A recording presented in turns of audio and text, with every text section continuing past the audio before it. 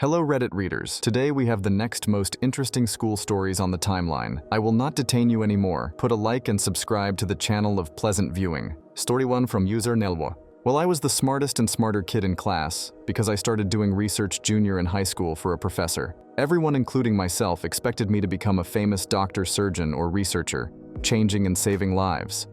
So I went to college and did exactly what everyone expected of me. Pre-med, all the biology, chemistry, organic chemistry, hematology, physiology, pharmacokinetics, drug interactions, etc. Class, more research, publish, more papers, more cadaver labs. But here's the thing: when everyone in your life expects you to achieve something great, when everyone is holding you up on a pedestal, it sets you up for highest of expectations, and it sets you up for largest failure and disappointment. Because this is not a life of your design, all the dreams and goals aren't yours. Because you never had a chance or time or single thought about who you are, what you want. And ask, is this what I want? Is this who I want to be? Is this what I like? And when you fail or get rejected, which I inevitably did, one day those feelings are magnified, thousands of folds, because it feels like your identity, your life's work, everything that was meant to build you up. Everything that is you shattered. Who is even me? That is when you are met with an existential crisis, the alcohol abuse, binge drinking, binge eating, binge everything, just so that I don't have to think about, who am I? What was my purpose now that I have none? What do I even want? Then it comes contemplation of suicide, because there is no me. I don't even know myself. What am I even good at? What do I even want in life? When everything in my life up to this moment was built and created for me. When everything in my life up to this moment, I had no choice. Every moment in life, at that point, felt like I was just an invisible bystander in everyone's life. I watched everyone enjoy life while I toiled away at a dream that was never mine. No one congratulates me and celebrates my achievements. I don't even celebrate my own achievement because my achievements were expected of me. Because of it, was someone else's. Design my achievements serve no meaning for me. Many who have gone through the same experience as I, the ones labeled in high school as the smart one, the one who will achieve the most, the one that will change the world. Some are left to pick up the pieces, trying to glue it back together. Unfortunately, many never make it out. I know a few who ended up bleeding out from trying to pick up the shattered pieces of their old self, trying to glue it all back together. I know a few who are stuck in the maelstrom of dark thoughts and end up losing themselves in it, and then drowning themselves in it. I am sure those feelings, those thoughts resonated with a few of you who read this. It took a long while, 5 years, 6 yesers, in that dark whirlpool, with some help from a few good friends, for me to finally catch a breath of fresh air, to see some glimpse of light, to finally realize, why am I even trying to pick up and glue up the pieces of myself? I am a blank slate now. Why cut myself up trying to glue something I don't even want back together when I can mold and create something new? I can be something new. I can be whatever I want to be. I might have been a failed expectation from everyone's. But at least that part of the story is over. I now have to figure out what I want and what I like. I felt like I started my life again at age 23, 24. I went back into research and labs at the very bottom to see if that's what I wanted. Did it for a year? Nope. I quit. Then I tried the next thing for a year to see if I like it. Nope. And the next thing for a year? Oh, I like this. Let's continue it for another year. I still like it. Let's give it another year. I don't like it as much. Let's take a different route and try this instead. I gotta know myself, learn about myself, figure out myself. It doesn't feel as hollow now. I feel more solid. Like there is something tangible. Those little wins and setbacks meant something to me. Because it is me. It took time, still learning and figuring myself out, and what I want here. I am now, 31 years old. Just an average guy. Not the smartest one in the room. Not the one who will change the world. Not the one who will become a doctor. Nothing special, I am just a clinical research project manager among many for a pharmaceutical company, hoping a drug that can help save and improve a few lives. I am not a doctor, not a surgeon, not a researcher. but I still save lives just through a different path. So to those in the dark place, crying, pondering dark thoughts, questioning your existence and meaning, if you get a chance to read this, and I hope it doesn't fall to deaf ears, it is scary and cold, and it feels like you won't ever leave there. But know this, you are something. You aren't nothing. The failure, the loss, that is something that is a ground level, the starting point where you can start building again. I know it hard and frightening to have lived in nothing and spending years getting used to grasping everything, only to watch it vaporize and eviscerate. And I know how scared you are to try again. But trust me, just try grabbing at this ground. It will be weird because it feels weird to stand on something solid to build up who you are. Again, this time, it is different because you are the one doing it. Trust me, it is worth it. You are worth it. Story 2 from user C Love. It's me, graduated at 15 and went to college law school with hopes of becoming a Supreme Court judge.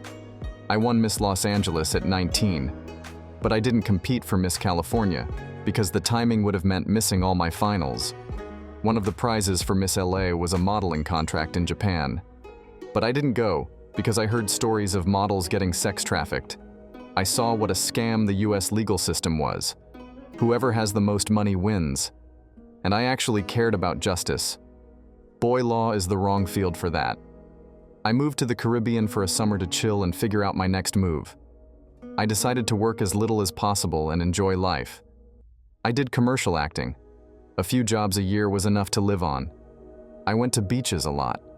Hawaii, Barbados, Malibu. I'm good with tech, and after taking a lot of computer classes in 1998-99, I fell into a job as the communications admin for a private jet charter company. I met my firefighter husband there when he came to inspect our fire safety compliance. He is a genius. More below 12 years ago, I became at CT Tech. I do CAT scans. Rich people and their private jets got old, and honestly, they kind of annoyed me. I got a job on an island and found us an amazing condo on the beach. It was a fun adventure for a few years. Hubby loved scuba diving and sports.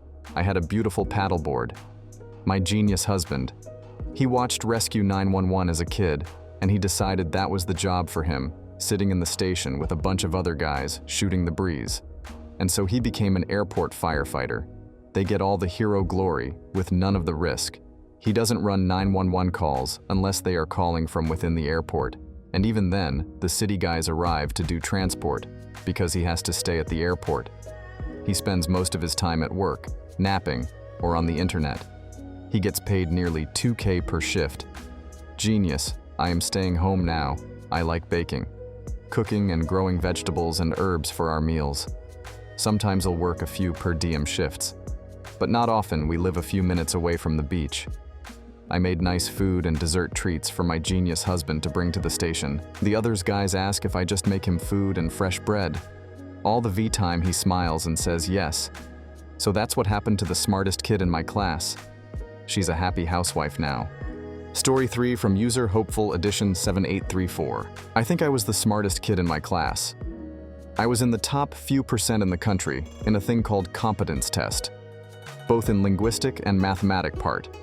And I won maybe dozens of mathematics, science, and history competition in school, while being a sports guy on sports-specialized class most of the time. Before last year of high school, I did 3 early graduation exams, 2 upper level and 1 normal level. Then I injured my knee, changed sport a bit, dropped out of school, and moved to the capital city to pursue my dreams in sports. I managed to get my other exams in an afternoon school and trained and studied a lot. Then I had a serious head injury in sport, and I had headaches, so I put it aside from my main focus. I went to university to study business management. Then I started my own micro business in finance or insurance. Then started food delivery, which is awesome, as freelancer, and tried building up a micro business with scooters/mopeds. Then the government screwed me up a bit. Then I went on a church mission to spread that Jesus Christ is the Savior and invites all to come to Him. Then I bought a camper van and worked from there food delivery, and studied and ran on the election for a free market economist small government party. Then the government screwed me up again somewhat, because they are corrupt commie bastards, and I drove to Scandinavia to work. I worked there. Then I traveled around Europe. Then I came to my home country to build the educational pro-free market economical foundation I am a founding member of. Then I had some personal stuff going on, and the government is destroying the economy and tried to seize my camper van, and rules for my previous stuff abroad changed. So right now, I am under a bridge, listening to the street musicians, and waiting for them to go home so that I can go sleep under the bridge because it is raining. Other than that, I am trying to figure out how to make some money for my US tuition, to connect to my friends and potential investment business partners by getting visa through university. I have friends, potentially places to stay, work, money making, and investment opportunities, all ready for me to be there.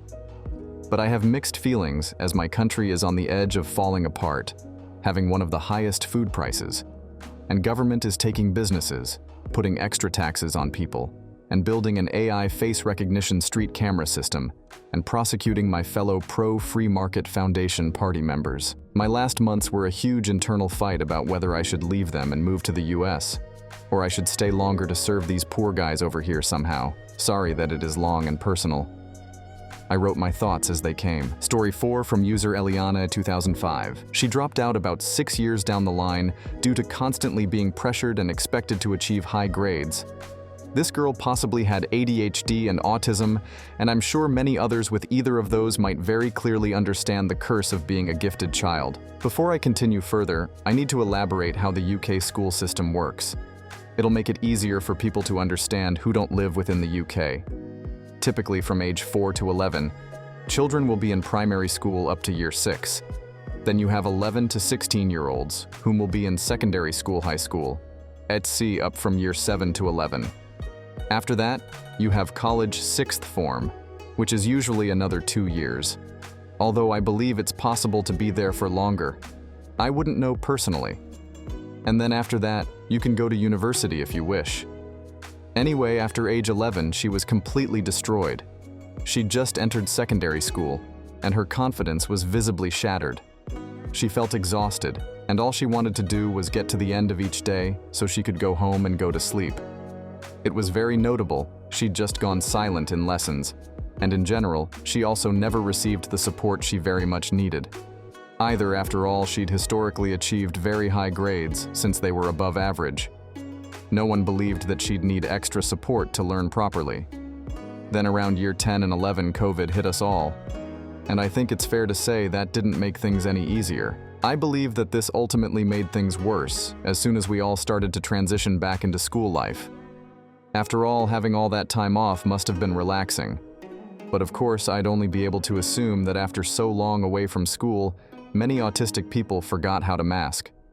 Well, and naturally I'd say that would be a struggle to adapt to. Again, this girl still got above average grades in her GCSEs. She only failed art. But honestly, I think a lot of people didn't do that well anyway. However, once she went to college, shit completely hit the fan. She was failing everything at this point, and she'd also choose to actively avoid lessons. After all, during college, there's no obligation for students to stay within college grounds outside of lesson time, so she'd often just walk to the shop, hang out in the nearby park for a bit, and go home. She dropped out around March 2022. Oh yeah, I forgot to mention one key detail. That girl was me now. I'm gonna be real. I didn't want to drop out. But ultimately, mental health was more important for me academically. I feel I was failed. But mentally, I don't think school helped me at all. There, the smarter kids are left to suffer more than anyone else. In my honest opinion, they're expected to be independent, but that simply doesn't work for everyone. Just because a child is smart, it does not mean that they don't need help once in a while, and until more schools truly realize this, more and more smart kids are going to suffer. As a result, I also want to elaborate that I think the concept of a smartest kid is a bit subjective. The concept of being smart is very subjective in itself. I also want to add, I was probably not the smartest either. Anyway, there's probably 2 others who could have contested me for that position. LOL. Story 5 from user brief sand 2286. That was me. Blew off an opportunity for Ivy League education and fell in with the wrong crowd, became a pothead drunk and bisexual sex addict for years. Still got a B's in physics from my local state college at 35. Best friend hired me at his solar testing startup. Busted my ass for 4 years. Floated, the company burned out, walked off the job, dumped my emotionally abusive fiance, and went off the deep end with sex addiction. Somewhere along line, tried meth to enhance the sex. Got my sexuality turned out and twisted. Even worse, contracted HIV, kicked meth and illicit sex. After 35 years, got engaged to a wealthy Asian hottie, got dumped, came very close to relapsing but stopped myself now. I'm 46, got engaged to a Kenyan nurse with 2 kids. We just had a beautiful baby girl, got a $75K job in renewable energy. 6 months ago now, just landed a $125K gig. Am I happy? Yes. Was it crazy? Yes. Do I have regrets? Oh, you betcha. Growing up in an emotionally abusive household and school environment, when you're not given the tools to defend yourself, can take its toll on the self-esteem and be quite debilitating. That said, I have nonetheless been quite blessed. There is certainly a lot of power I could have exercised but chose not to. Maybe I am a weak person, but not totally in every way. Eventually, I learned a great deal. I would kind of really love to tell this story. Thanks for watching. Don't forget to like and write comments. See you later.